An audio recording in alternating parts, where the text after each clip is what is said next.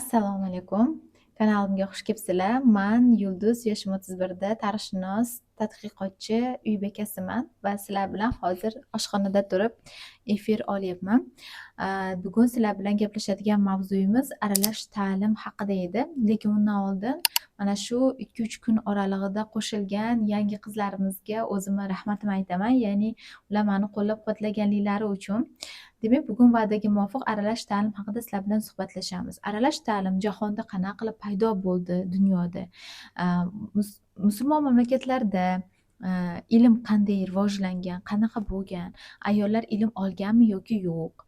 Va O'zbekistonda aralash ta'limga ixtisoslashgan maktablar qanaqa qilib paydo bo'ldi? Mana shular haqida gaplashamiz hamda alohida ta'limni ijobiy taraflari bilan ham to'xtalamiz. Nima sababdan ijobiy deydigan bo'lsanglar, sababi aralash ta'limni aralash deyman. Alohida ta'limni ijobiy, ya'ni salbiy taraflarini ham maqolalarda o'qidim, lekin bu salbiy taraflar meni to'g'risini aytsam qoniqtirmadi, chunki bu alohida shaxslarning shaxsiy fikri asosiga tayanib qolganligi uchun, qanaqadir bir ilmiy izlanish asosida bo'lmaganligi sababidan men bu alohida ta'limni salbiy taraflari unchalik meni qoniqtirmadi. To'g'rirog'i, kelinglar aralash ta'lim qanaqa qilib dunyoda paydo bo'lganligiga to'xtalamiz. Aralash ta'limni dunyoda paydo bo'lishini eng katta sabablaridan biri bu Yevropada protestantlik voqealari edi. Ya'ni Martin Luther boshchiligida 1517-yilda protestantlik voqealari sodir bo'ladi. Bu o'sha katolik cherkoviga protest e'lon qilinish bilan, ya'ni katolik cherkovi o'sha davrlarda diniy ta'limdan boshqa har qanday dunyoviy ilmni qattiq qoralagan. U davrda ayollarni qo'yib turaylik, erkaklar hattoki o'qish va yozishni bilmagan. U davrda ya'ni ilm bilan shug'ullangan insonlarni qattiq ta'qib ostiga olgan, hattoki o'lim jazosi bilan jazolagan. Bunga misol tariqasida Galileo Galiley yoki Kopernik yoki bo'lmasam Jordana Brunolar misol keltirish mumkin. Aynan ularni cherkov yoqadi. 1992-yilda Papa Pavel II nohaqdan o'ldirilgan olimlar uchun uzr so'raydi. Ya'ni u xato, o'sha 1517-yilda u xato bo'lganligini tan oladi.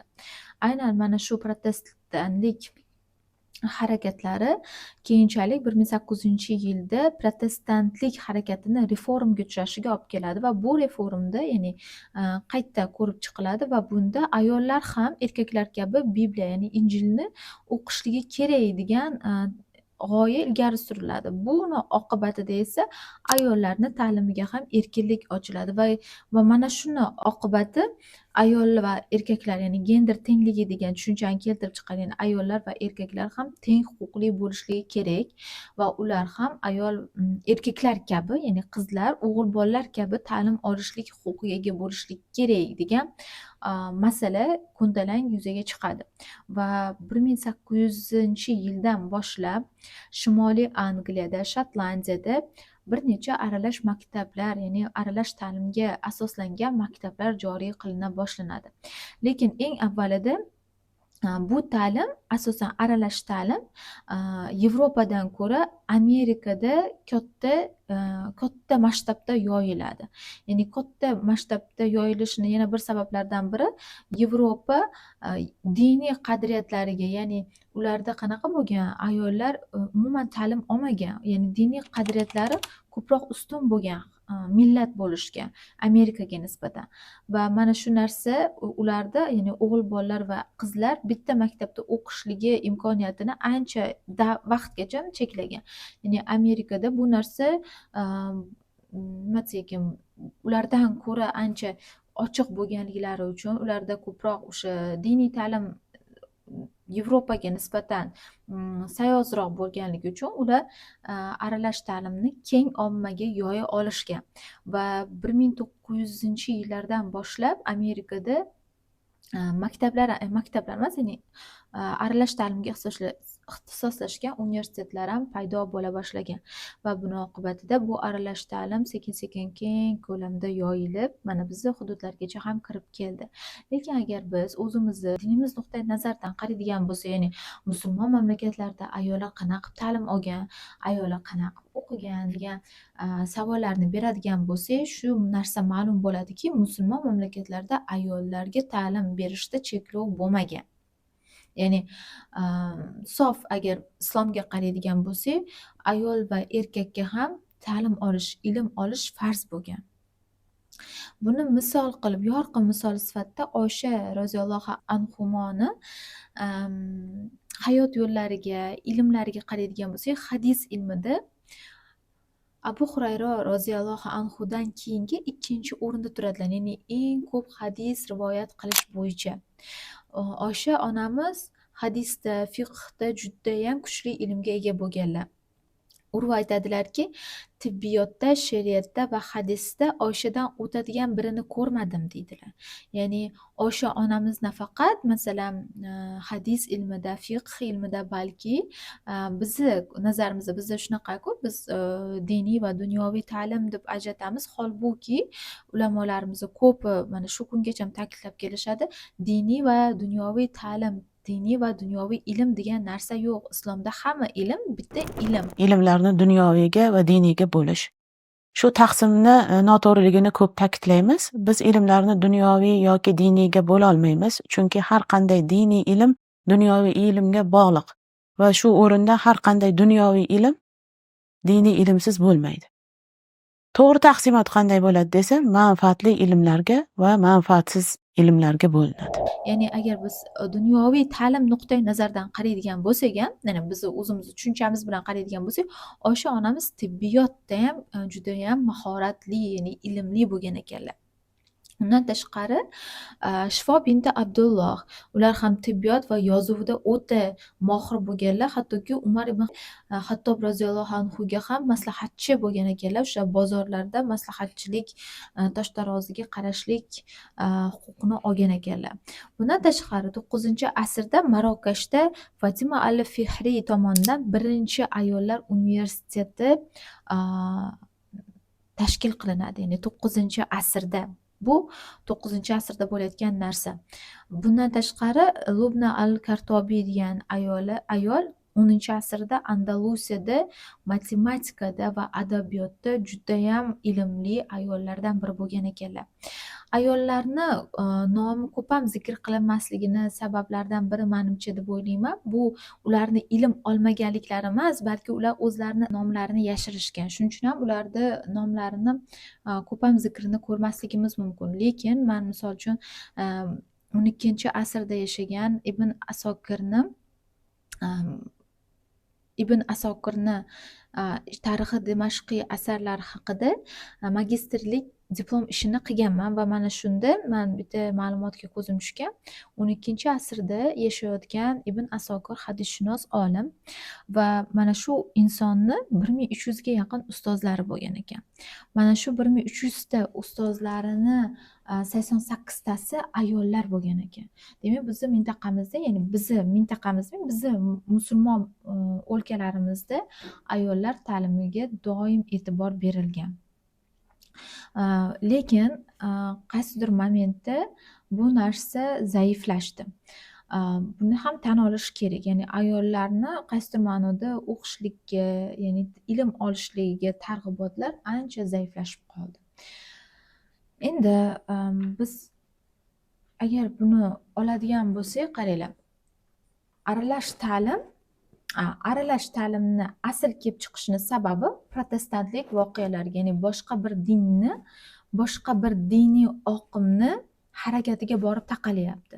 Va mana shu harakati asosida bu narsa butun ommaga yoyilyapti. Lekin bizni mintaqamizda biz bu narsani qabul qilishligimiz shartmidi? Ya'ni aralash ta'limni joriy qilish biz uchun u qadar muhim bo'lgan deb o'ylamayman. Balki bizdagi ta'lim sistemani qaysidir ma'noda isloh qilishligimiz kerak edi. Ya'ni o'zimizni diniy qadriyatlarimizdan kelib chiqqan holatda bo'lish kerak edi bu narsa. Bizda qanaqa bo'lgan? Bizda bizda ta'lim bo'lgan, ayollar ta'lim olgan, lekin tan olish kerak. Mana sizlarga qaranglar. Lekin tan olish kerak, haqiqatda qaysidir moment ayollar ta'limi juda ham susaydi. Ayollar ta'limiga e'tibor susayib ketdi. Tan olish kerak bu narsani. Lekin aslida bu narsa dindan bo'lmaganda, bu narsa dinni oqibatida bo'lmagan. Bu insonlarning o'zini o'sha tushunchasini oqibatida bo'lgan. Bu narsaga dinni ayblash bu to'g'ri emas. Yevropadagi holat qanaqa bo'lgan? Yevropadagi holat esa o'sha dinni natijasida bo'lgan. Ya'ni ulardagi qoloqlikni sababi din bunga imkon bermaganligidan bo'lgan. O'tgan kuni bir Azon Globda domlani gaplarini eshitdim, ya'ni asr shohidi ko'rsatuvida chiqqan shu ustozimizni gaplarini eshitdim. Alloh taolo даже hattoki Qur'oni Karimda zamonaviy ilmlarni olishlikka targ'ib qiladi. O'sha samolarni, osmonlarni ko'rmaysizlarmi degani bu aynan Alloh taoloni o'sha nimani o'rganishga, dunyoni o'rganishga, dunyoviy ilmlarni egallashga bo'lgan nimasi edi, harakat, ya'ni o'sha zamonaviy, mana bizni tilda aytadigan bo'lsak, o'sha ilmlarni olishga targ'ib edi deb ustoz shunaqa deb aytyaptilar. Hozir men o'sha videoni qo'yaman sizlarga. Ey sen deydi, osmonni qanday tartib bilan yaratib qo'yibman, qanday intizom bilan ushlab turibman, ko'rmaysanmi deyapti deydi. U bizga butun osmonni o'rganishga chaqiriq edi deydi. Chivinni yaratishdan ham uyalmayman deyapti Alloh. Chivinni yaratishdan ham eng sodda hayvon deb o'ylaymiz. Lekin uni o'rgansangiz, u juda murakkab, nihoyatda shunaqangi ilm bilan yaratilganligiga qoyil qolib ketasiz. Oddiy bir chivin bunday qilsa o'lib qoladi. Ammo lekin uni kattalashtirib bunday qarasangiz, bitta ko'zini o'zi qanaqa ekan, mana keyin ko'rdik. Ya'ni mana shu Qur'onning ishoralari va u ishoralar bizni chaqiriq edi. O'simliklar olami bo'lsa, botanika bo'lsa, jonlilar olami, biologiya bo'lsa, bularni o'rganish kerak edi. Va osmonni o'rganish kerak edi. Keyincha davrini oxirgi etaplarda, ya'ni Rossiya bosqini arafasidagi vaqtlarda bizning xonliklarimiz ancha tushgan. Ya'ni ta'lim ham tushgan. Ta'lim tushganligi uchungina ular Rossiya bosqiniga ya'ni mag'lub bo'lishgan. Demak, haqiqatda musulmon mamlakatlarda yoki biz o'zimizni nimamizdan oladigan bo'lsak, o'zimizni mintaqamizdan oladigan bo'lsak, xonliklar davrida va shu xonliklar davrining oxirida ta'limga e'tibor tushgan. Ta'limga e'tibor tushganligidan ular boshqa din vakillarini o'sha nimasiga, askarlarga osongina yengilishgan. Ya'ni oson bo'lmagan, albatta, baribir yengilishgan. Qachonki o'sha ta'lim zaiflashsa, odamlar ta'lim zaiflashgan joyda mag'lubiyat, jamiyatda mag'lubiyatga uchrashi shunchalik oson bo'ladi. Va 1930-yilda Sovet ittifoqi aralash ta'limni joriy qiladi. Undan tashqari undan oldin, o'sha 3-4 yil oldin yangi usul maktablari ham ochiladi. Bu yangi usul maktablari jadidchilik harakati asosida ochiladi. O'sha davrda ham katta bir nima edi, nima desak ekan, katta bir harakat edi. Va ana shu usul maktablarining ba'zilarida ham o'g'il bola, qizlar birga qo'shilib, ya'ni aralash maktab sifatida ta'lim olishgan. Men aralash maktablarga tamomila butunlay qarshi emasman, lekin qaysidir momentda, ya'ni qizlar balog'atga yetgan, ya'ni gormonal o'zgarishlar bo'lganda, o'g'il bolalarda shunaqa jarayonlar bo'lganda, boshlangan, ya'ni balog'atga yetayotganda bolalarni aralashib o'qishliklari unchalik ham to'g'ri emas deb hisoblayman.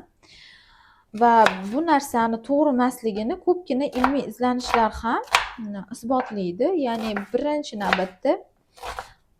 navbatda bu akademik sifatni yaxshilanish. Ya'ni agar alohida ta'lim bo'ladigan bo'lsa, qizlarga ham, o'g'il bolalarga ham ularni o'zini xususiyatlaridan kelib chiqib yondashiladi. Misol uchun gender tenglik deb bon urishadi-yu odamlar. Lekin biz gender teng bo'la olmaymiz, chunki ayol o'ziga xos qilib yaratilgan, erkak o'ziga xos qilib yaratilgan. Ya'ni ba'zi ishlar bor, o'sha ishni 100 ta erkak ham eplay olmaydi. Bitta ayolning qo'lidan keladi o'sha ish.